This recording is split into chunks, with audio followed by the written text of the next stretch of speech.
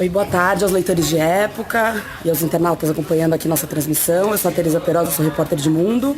Sou Rodrigo Turrer, editor de Mundo, da revista.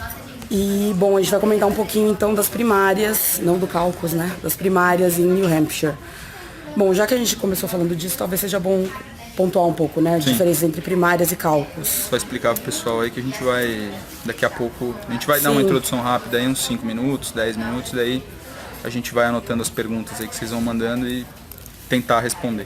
Vou acompanhar também pelo Twitter Época Mundo, quem quiser mandar pergunta por lá, vou só marcar o nosso @épocamundo, tudo junto, que a gente responde por aqui também.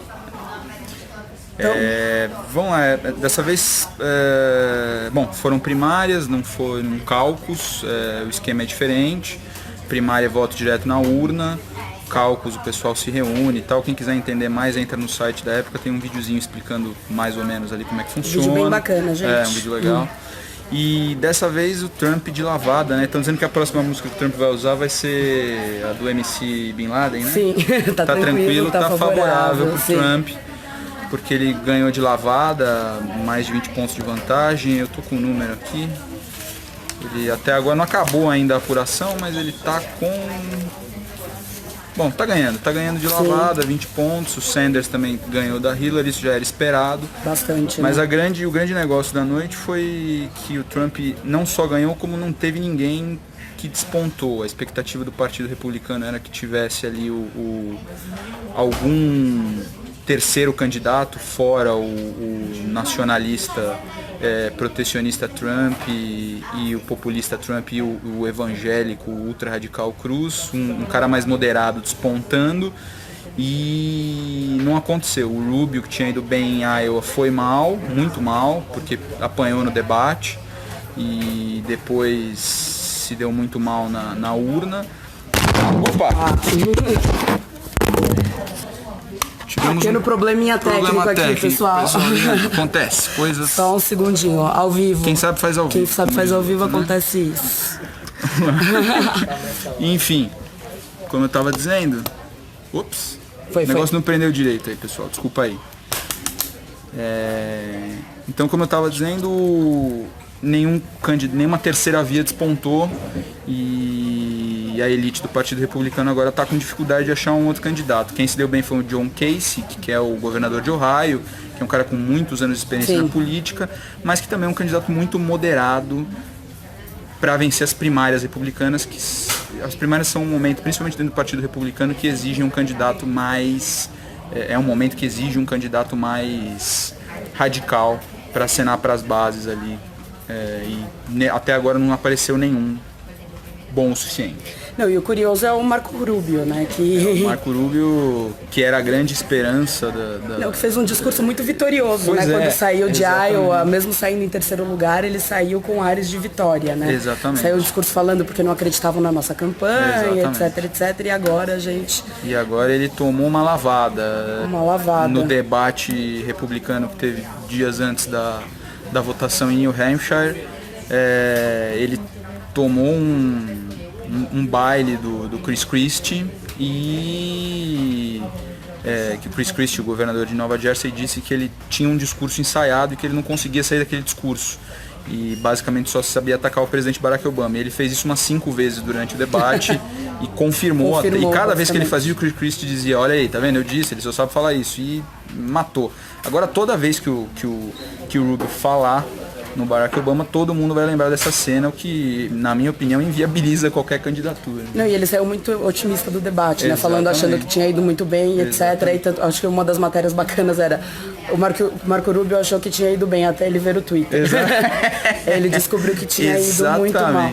E o Chris Christie não é exatamente uma figura muito douta, né? Ele esteve envolvido com alguns escândalos, coisas bem sérias. O escândalo da ponte. Da ponte, né? Eles chamaram de Bridgegate. O Bridgegate, enfim, é um nome também pouco viável ali dentro do partido. E o que se comenta dentro, assim, as matérias dos Estados Unidos dizem do que acontece dentro do Partido Republicano é que tá difícil conseguir tirar esse pessoal que não tem mais chance do páreo, Jeb Bush, Chris Christie. Numa situação normal, o que aconteceria? Logo depois de New Hampshire, depois da Carolina do Sul, a próxima primária republicana é na Carolina do Sul, dia 20, esses caras teriam que abandonar a corrida e indicar o apoio a alguém para facilitar. E não é isso que está acontecendo. Os caras parece que querem continuar na briga até o fim. Né? Sim. Só o Chris Christie que desistiu, né? Ele veio, deu uma... o Chris Christie desistiu? Acabou de desistir, deu uma solapada só vim para causar com o Rubio. Ele veio para acabar com o Rubio e aí conseguiu e agora saiu. E o Kasich, uma coisa interessante dele, eu tava vendo, é que ele promoveu parte da vitória dele, mesmo ele tá apontando 1% nas pesquisas nacionais, né? Uma coisa assim. Só que ele investiu muito em New Hampshire, né? E fez basicamente 100 reuniões, que eles chamam de Town Hall Meetings, que é basicamente reuniões locais entre o comitê e o próprio candidato e as pessoas de uma cidade, enfim, de um bairro, discutindo, né, os problemas e as questões. Então foi assim que ele conseguiu uma penetração maior também. O Kasich é um cara que ele tem muita cancha política. O cara tem 30 anos de vida política, 9 mandatos no Congresso, foi governador de Ohio. Ele teve um talk show na Fox, eu não tinha a menor ideia disso. Teve um talk show conservador na Fox News e decidiu, depois da crise econômica de 2009, sair candidato. A gente já vai responder essa pergunta do Bloomberg, é o próximo tópico, tá? E ele decidiu voltar para a política em 2009, depois da crise econômica, porque ele não é natural de Ohio, mas ele se elegeu sempre por Ohio, por Columbus, em Ohio. E ele decidiu se candidatar a governador no momento que Ohio não é um estado menor nos Estados Unidos, é o 7º PIB, o maior polo industrial dos Estados Unidos hoje. E estava numa pindaíba danada, os caras estavam devendo, déficit e tal. Ele tirou o estado do déficit, hoje é um estado com surplus, com um orçamento equilibrado e lucrativo, entre aspas. E foi ele que fez isso. Ele é um cara que toca muito nesse ponto do balanço orçamentário e de equilibrar o orçamento. No caso dos Estados Unidos, isso é uma questão importantíssima, porque os Estados Unidos têm uma dívida pública de 19 trilhões de dólares, que é um troço monstruoso. Sim. E todo mundo bate nessa tecla, que há muito tempo está desequilibrado, e ele também bate. O problema do Kasich é que ele é muito moderado para as primárias, então é difícil que ele vá conseguir alguma coisa, né? E talvez falar um pouquinho da primária democrata, né? Sim. Que a Clinton deve estar bem preocupada, a Hillary deve estar muito preocupada, mais do que esteve já. Com certeza, ele apanhou legal. Era sabido que o Sanders ia ganhar em New Hampshire, mas ele ganhou muito bem. Vamos pegar os números aqui. 60,4%. E 60,4% e ficou com 13, né? E 38% a Hillary. Não, mas ele ficou 15 delegados. 15 delegados. Ele ficou com 15 delegados contra 9 da Hillary, é um sistema de delegados, essas eleições fazem. E não é winner takes it all. Não é, nesse caso não é winner takes it all, tem dois tipos de sistema aí, um que é proporcional de acordo com a quantidade de votos.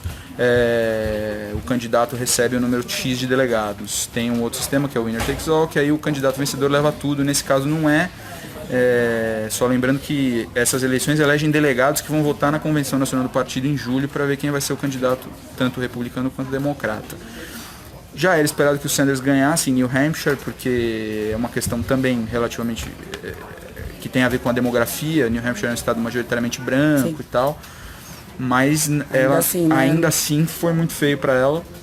Até porque pela demografia, né? Nos grupos que se esperava que ela fosse ganhar, quem ganhou foi o Sanders. Quem ganhou foi o Sanders, o que mostra que ele está tendo cada vez mais uma abertura maior entre grupos que antes o rejeitavam. E que a estratégia dele está dando certo, né? Ele tem investido bastante no discurso anti-Wall Street em relação a Hillary, né? Porque a última polêmica envolvendo a Hillary tem sido o fato de, em 2013, ela ter dado 3 discursos na Goldman Sachs, que é um dos bancos de investimento, né? Lá dos Too Big to Fail, envolvidos com a crise econômica de 2008, que foram bastante culpados, né? Foram tanto pelo público culpados, pelo que aconteceu. E ela ganhou 675 mil dólares por esses discursos. E não consegue dar uma explicação razoável para isso, são sempre explicações,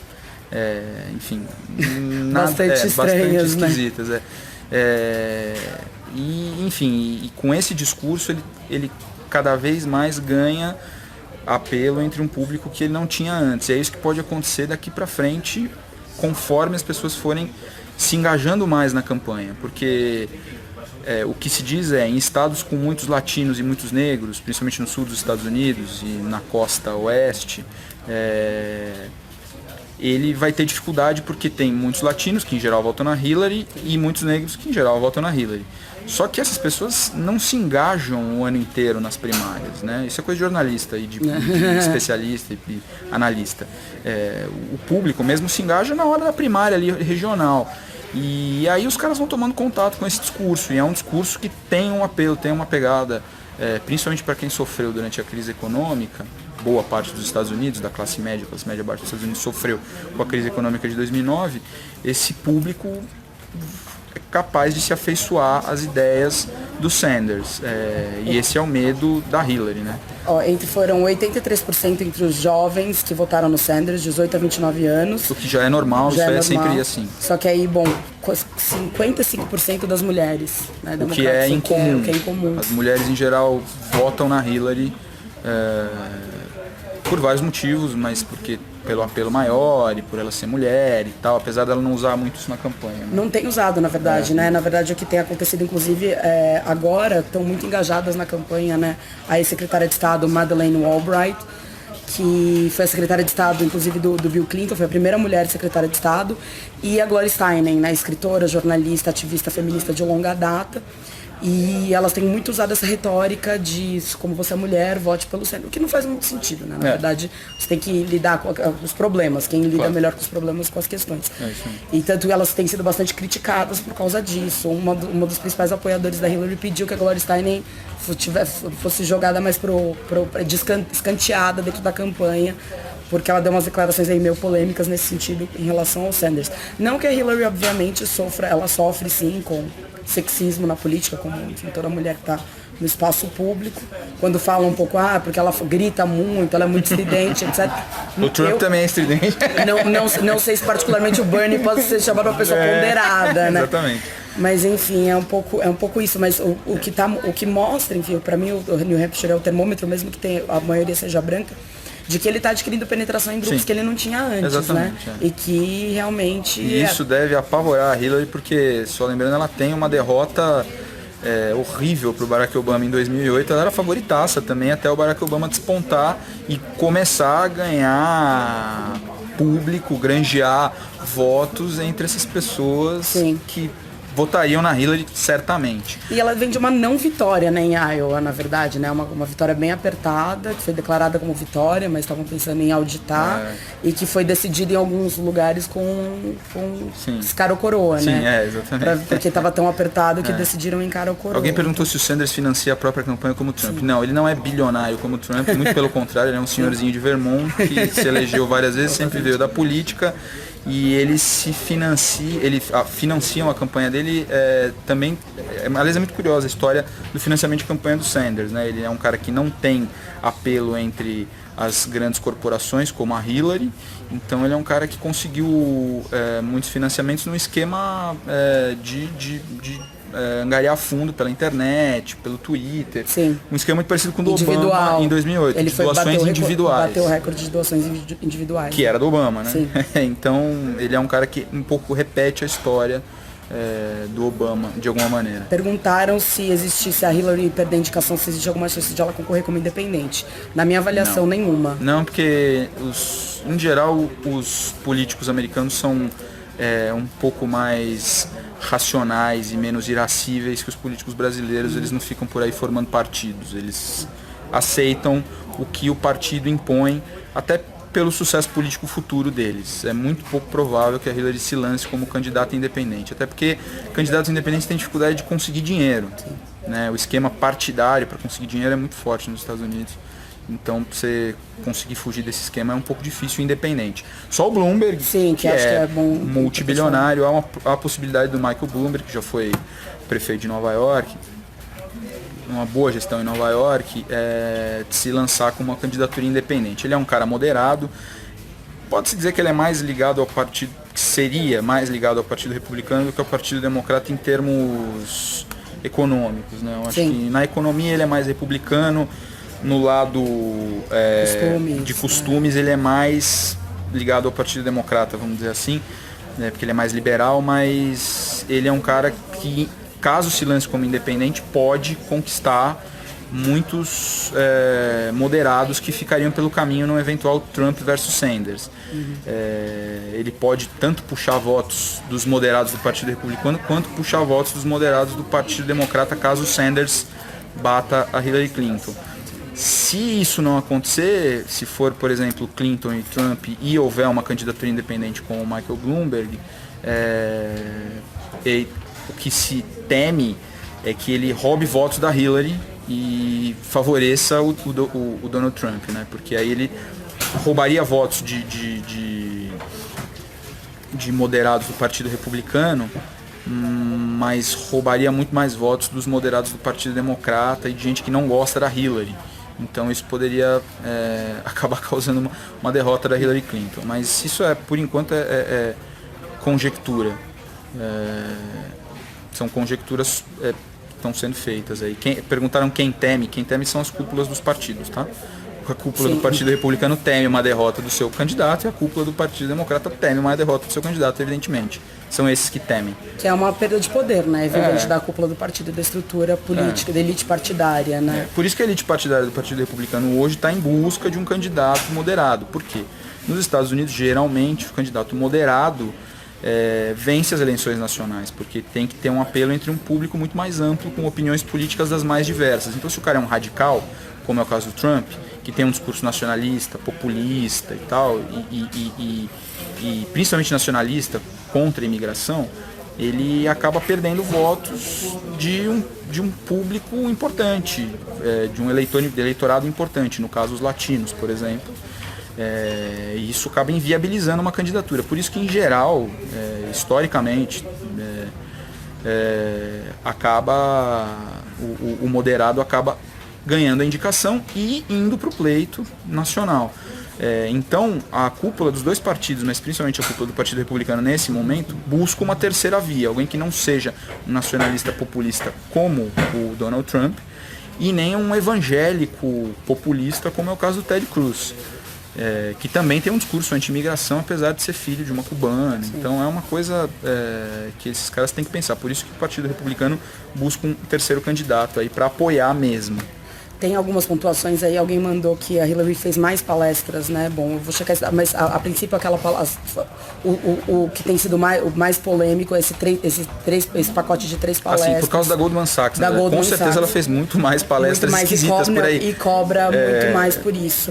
Aí falaram de 12 palestras, totalizando aí mais de 2 milhões. Eu imagino que esse número seja isso mesmo. A gente não tá com esse número, mas a gente vai checar da próxima vez.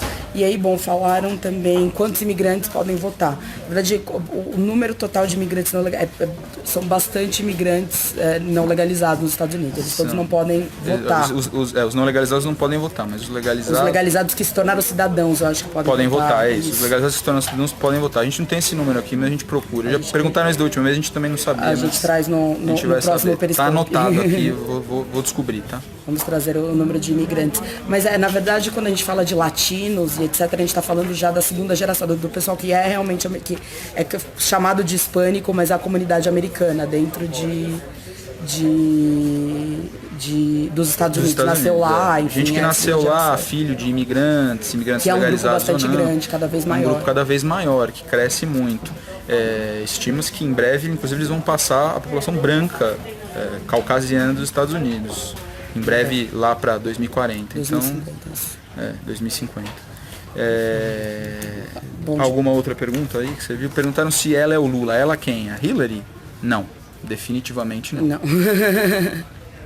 Uma ganhou da Hillary e New Hampshire ganhou por quanto? Ganhou. A gente tem esse número aqui. New Hampshire, não, 2008. Não, ela foi vencedora. Aliás, isso é uma coisa curiosa de New Hampshire, viu? New Hampshire, em geral, quem ganha em New Hampshire não é o candidato, não. Nos últimos anos perderam várias vezes. No caso dos republicanos, o Mitt Romney ganhou e o John McCain ganhou. 2008 John McCain, 2012 o Mitt Romney. E eles foram os candidatos do Partido Republicano. Mas em geral não acontece isso. Em geral, quem ganha em New Hampshire acaba não sendo indicado. Mas não dá pra saber, é só coincidência. Sim, são essas... É o tipo de coincidência que Não diz nada. Assistam um videozinho que tem no site explicando cálculos, primárias, etc. Ele esclarece bastante das dúvidas. Sobre o esquema eleitoral americano. E perguntaram por que o Brasil não copia o esquema eleitoral americano. Acho que a gente não ia conseguir ter organização suficiente para isso, mas fica a ideia. Um ano de processo eleitoral, né? Um ano de processo eleitoral, não sei se seria possível. Mas alguma dúvida? Acho que não chegou nenhuma pelo Twitter, gente. Então, na Carolina, como estão nas pesquisas? Na Carolina, a Hillary lidera por 10 pontos, 15 pontos, e o Trump dá uma lavada também. Essa é uma questão muito importante, porque na Carolina do Sul, na verdade, assim, a próxima primária democrata é em Nevada, a próxima primária republicana é na Carolina do Sul, ambas no dia 20, e aí inverte. Não me lembro a data agora, mas ainda em fevereiro. E na primária da Carolina do Sul, o Trump lidera por mais de 20 pontos. E isso é uma questão importante, por quê? Porque a Carolina do Sul tem um público mais diversificado, tem uma população mais diversificada do que New Hampshire e Iowa. Terça que vem não, dia 20. Dia 20 é terça que vem? Deve ser, é possível que não seja, sei, não desculpa. Mas é dia 20. É dia 20 de fevereiro. E New Hampshire, Carolina do Sul tem um público muito mais variado, tem uma população negra maior, e isso influencia no resultado. Não, dia 20 é sábado que vem. Dia 20 é sábado que vem. E a gente faz um periscope na segunda para explicar, tá? Sim. Mas aí é quando bifurca, a gente já não tem mais primárias que coincidem nos estados, né? Vai ser em Nevada para os democratas e Carolina do Sul. E depois inverte, Nevada para os republicanos. Nevada para os republicanos em 23 de fevereiro e Carolina do Sul para os democratas em 27 de fevereiro. Quando o Arnold Schwarzenegger vai se candidatar a presidente, bom, ele não agora, pode. Não pode? Ele não pode, depois né? Ele não pode, eu acho. É verdade, ele não é pode cidadão, porque ele não é cidadão. É verdade, ele nasceu na Áustria, né? Ele é austríaco. Ele nasceu na Áustria, é verdade. Ele fez Exterminador do Futuro, mas ele é austríaco. Mas ele é austríaco, por isso o sotaque, gente. Para governadores pode, mas para presidente não. Tanto que tem sido sempre a polêmica que volta, né? Obama, mesmo... Obama nasceu no Quênia. Não, ele não nasceu no Quênia. Não nasceu na Bahia, gente. E, bom, perguntaram aí sobre a jornais, enfim, publicações declararem apoio aos candidatos. Bom, isso é um costume, né, americano, já bastante antigo. É um costume do século XIX, os caras... E, em teoria, é uma forma de conferir transparência à cobertura deles, né? Exatamente. Eu acho que, assim, é interessante... enquanto sistema, enquanto costume deles. Alguns jornais no Brasil passaram, jornais e revistas, não sei sinceramente, mas os jornais adotaram esse esquema. Eu lembro que o Estadão declarou apoio, a Folha também disse em quem ia votar. Não é declarar apoio, mostrou sim, desculpa discordar de você, mas procura aí no Google, dá uma googada que você vai ver. A certidão. Tem a certidão, Mas é um costume interessante. É um costume interessante, mas não influencia em nada também. Não é porque um jornal apoiou ou não que alguém vai votar ou não. Até porque normalmente os leitores de cada jornal normalmente têm a mesma orientação ideológica. Exatamente. Né? Você busca uma publicação de acordo com a sua orientação Exatamente. Em geral, então. quem lê o Washington Post é um pouco mais conservador e quem lê o New York Times é um pouco menos. Um mora em Washington, outro mora em Nova York. Sim. Diferenças. Bom, acho que há mais alguma dúvida, pessoal? A que eu tinha anotado eram essas e não chegou nenhuma pelo Twitter. Mas aí, quarta-feira de cinzas, né, pessoal? Quarta-feira de cinzas.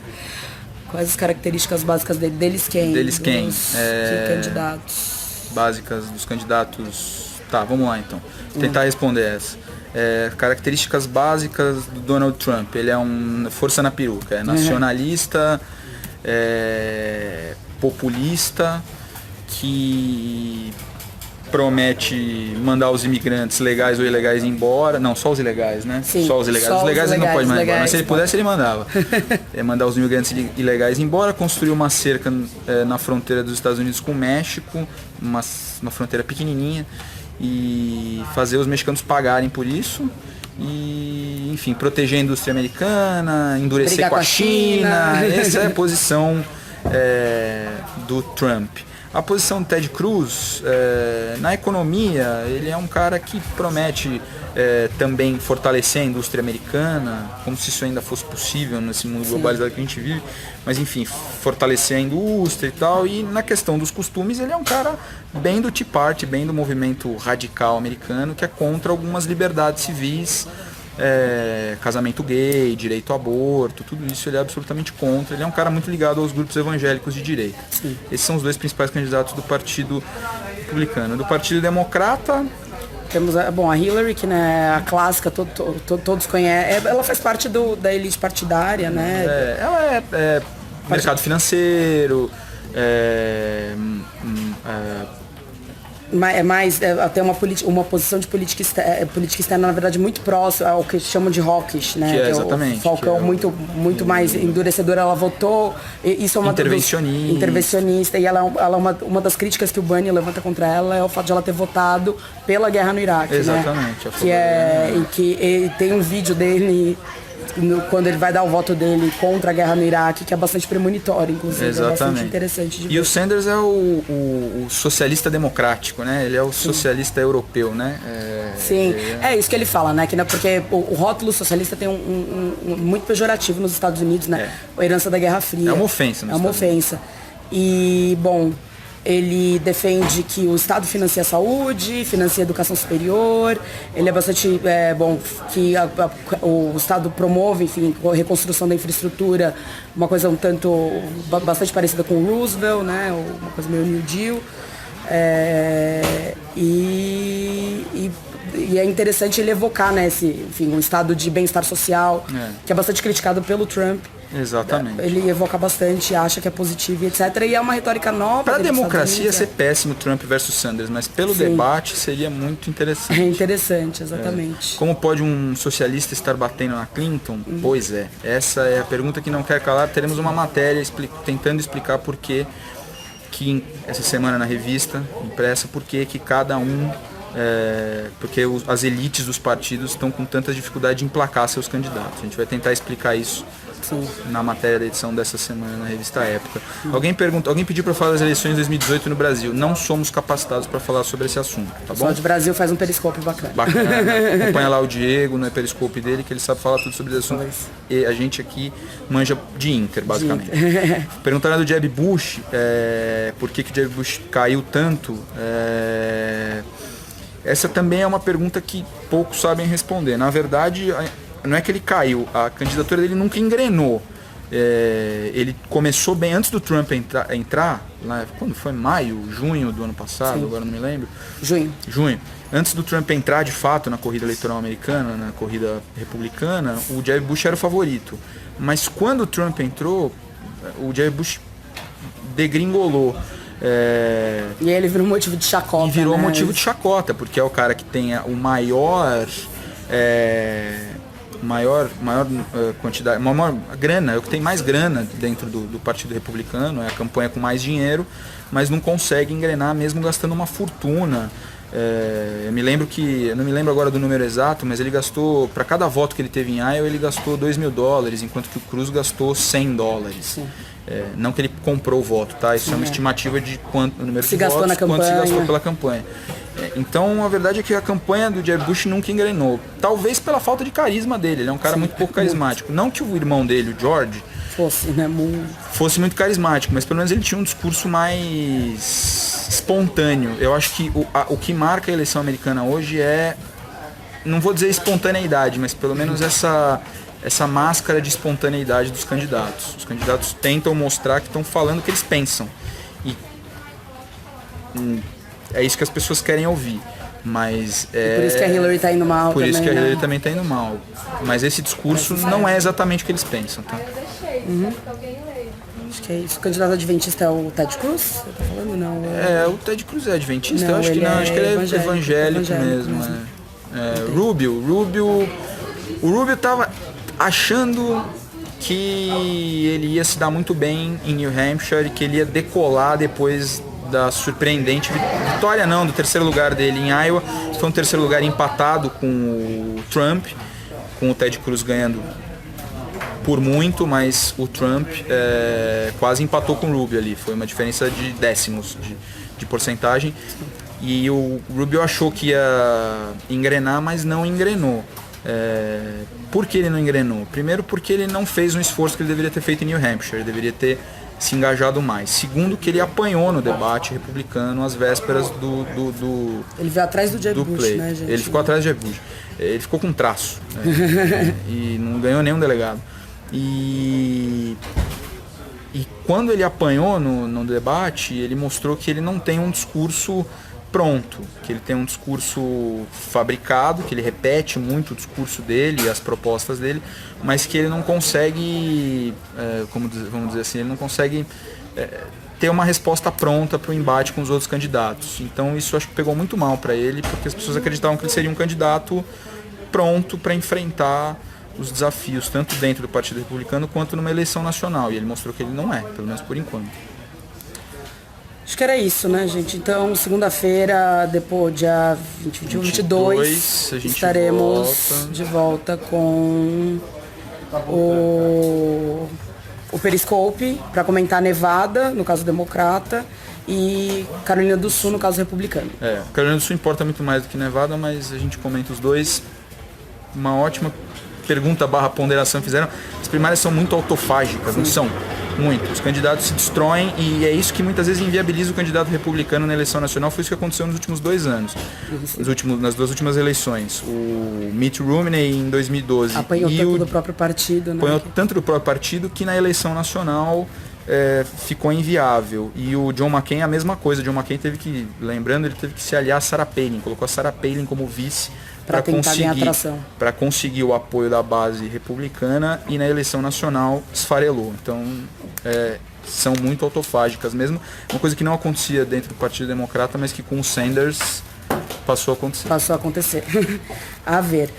Bom, gente, sigam o nosso Twitter, @épocamundo, e claro, o Twitter da revista, @revistaépoca. Por lá a gente está sempre, enfim, matérias e outros recursos para vocês acompanharem também as eleições americanas e outros assuntos de internacional, claro.